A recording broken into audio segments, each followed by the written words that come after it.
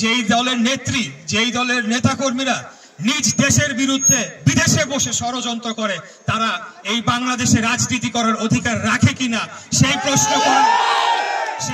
তোলার সময় চলে এসেছে। বিএনপির আন্তর্জাতিক বিষয়ক কমিটির সদস্য ইঞ্জিনিয়ার ইশরাক হোসেন বলেছেন, যারা দেশের বিরুদ্ধে ষড়যন্ত্র করছেন তাদের এই বাংলাদেশের রাজনীতি করার অধিকার নেই। ক্ষমতার মসনদ জোর করে টিকিয়ে রাখতে এই আওয়ামী লীগ 2000 ছাত্র জনতাকে হত্যা করেছে।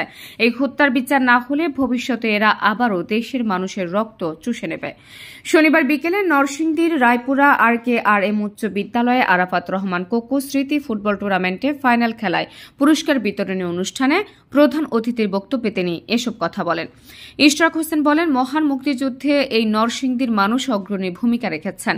আমার বাবা মুক্তিযুদ্ধকালীন সময়ে এই নরসিংদীতে ঘাঁটি করেছিলেন। জুলাই বিপ্লবেও বাক স্বাধীনতা ফিরিয়ে আনার আন্দোলনে এই নরসিংদীবাসী অগণিত প্রাণ বিলিয়ে দিয়েছে। তারুণ্যের অহংকার তারেক রহমানের নেতৃত্বে দেশবাসী ঐক্যবদ্ধ উল্লেখ করে ইশরাক বলেন, আগামীতে সুষ্ঠু ও অবাধ নির্বাচন অনুষ্ঠিত হবে। তারেক রহমানের নেতৃত্বে সন্ত্রাস দুর্নীতিমুক্ত রাষ্ট্র প্রতিষ্ঠা করতে হলে জনগণের মান রক্ষায়, স্বার্থ রক্ষায় আমাদের কাজ করতে হবে। পাশাপাশি সকল অপশক্তিকে প্রতিহত করতে ধর্ম, বর্ণ নির্বিশেষে সবাইকে সতর্ক থাকতে হবে। রায়পুরা পৌরসভা বিএনপির সভাপতি ইদ্রিস আলী মুন্সির সভাপতিত্বে জেলা বিএনপির যুগ্ম আহ্বায়ক ফাইজুর রহমানের সার্বিক তত্ত্বাবধানে এ অনুষ্ঠানে আরও বক্তব্য রাখেন রায়পুরা পৌরসভার সাবেক মেয়র আলহাজ আব্দুল কুদ্দুস, পৌর বিএনপির সাধারণ সম্পাদক সাইফুল ইসলাম পলাশ প্রমুখ। 1971 সালে এই নরসিংদীর মাটি থেকে মহান মুক্তিযুদ্ধে দুর্বার আন্দোলন, দুর্বার যুদ্ধ গড়ে তোলা হয়েছিল এবং নরসিংদী মাটি এই মুক্তিযুদ্ধের জন্য সারা বাংলাদেশে প্রখ্যাত এবং বাংলাদেশের ইতিহাসে নরসিংদীর নাম স্বর্ণাক্ষরে লেখা থাকবে, এখান থেকে যে মহান মুক্তিযুদ্ধ পরিচালনা করা হয়েছিল। আমার বাবা উনি নিজেও একজন গেরিলা মুক্তিযোদ্ধা ছিলেন। উনি ট্রেনিং শেষ করে এই নরসিংদীতেই প্রথম ওনার ঘাঁটি করেছিলেন। এখান থেকে পরবর্তীতে ঢাকায় গিয়ে তিনি অপারেশন পরিচালনা করেন। বিগত দিনের আন্দোলনেও বারে বারে নরসিংদীবাসী তারা জোরালো ভূমিকা রেখেছেন এবং একটা দৃষ্টান্তমূলক ভূমিকা রেখেছেন জনগণের অধিকার ফেরানোর জন্য, বাংলাদেশে গণতন্ত্র ফেরানোর জন্য, এই স্বৈরাচারকে পতন করার জন্য আপনারা যে ভূমিকা রেখেছেন তা বাংলাদেশের জনগণ সারা জীবন মনে রাখবে।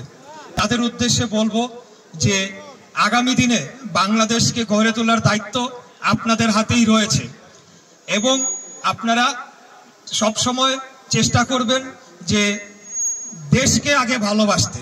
আপনারা জানেন, আপনারা দেখেছেন যে পতিত স্বৈরাচার তারা পতন হলেও বিদেশে পালিয়ে গিয়ে তাদের নেত্রীর নির্দেশনা অনুযায়ী তারা বাংলাদেশকে অস্থিতিশীল করার চেষ্টা করছে এবং এরা কি বাংলাদেশি নাগরিক কিনা সেটাও আমার বলতে আমি মাঝে মধ্যে নিজের সাথে এটা বুঝে পাই না। কারণ যেই দলের নেত্রী, যেই দলের নেতাকর্মীরা নিজ দেশের বিরুদ্ধে বিদেশে বসে ষড়যন্ত্র করে, তারা এই বাংলাদেশে রাজনীতি করার অধিকার রাখে কিনা সেই প্রশ্ন তোলার সময় চলে এসেছে। আমি মনে করি তারা যে গণহত্যা চালিয়েছে, 36 দিনে তারা 2000-এর মতো নিরীহ ছাত্র জনতাকে গুলি করে সরাসরি হত্যার নির্দেশ যেই দল থেকে এসেছে, যে নেত্রী দিয়েছে, তাদেরকে অবিলম্বে বিচারের আওতায় আনতে হবে এবং দৃষ্টান্তমূলক শাস্তি নিশ্চিত করে সেটি কার্যকর করতে হবে। তাহলে আমি মনে করি যে এত সব প্রাণ ঝরেছে সেইটার আমরা সার্থকতা খুঁজে পাবো।